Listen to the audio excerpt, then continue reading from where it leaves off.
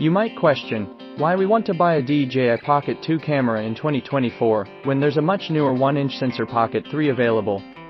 Aside for the heavily discounted clearance price since it's an old model, it's mainly because of the strength in its time-lapse and motion-lapse modes.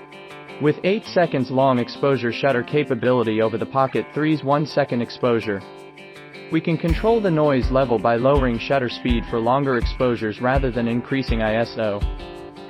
These videos are all shot in 4K 25p, native color, not D-Log. Here is a sample motion lapse shot at ISO 6400 versus this shot with 2 seconds exposure at ISO 100. This is shot in native video mode, 1/50 shutter speed at ISO 6400. From other good reviews out there, it is obvious that you don't even need to bother comparing the low light capability with Pocket 3's 1-inch sensor. The follow shots are done as a test for us to gauge the noise levels in native video mode, 1/25 shutter, ISO 6004. Notice the noise in the black levels. 1/25 shutter, ISO 3200. These series of tests are done to allow us to understand the image response at 1/25 shutter speed compared to 1/50 shutter speed. Considering that these are interframe H.264 compression, the movements and edge sharpness dropped at 1/25 shutter speeds.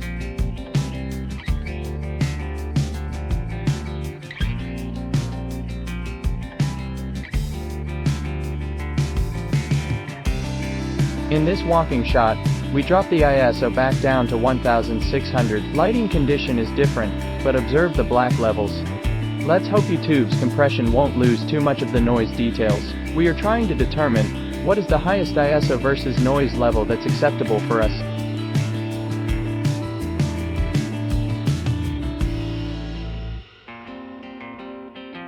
Compared to this shot in video mode, 1/50 shutter, at ISO 800, I think we've found our sweet spot. Acceptable noise level for us to work on, and we'll use it as a future reference when shooting with this camera.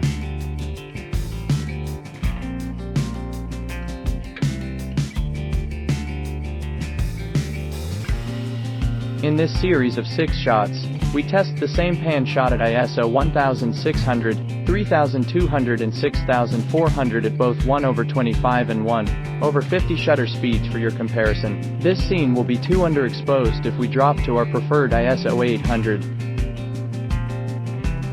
In conclusion, we like ISO 800 as a baseline maximum ISO for minimal noise level.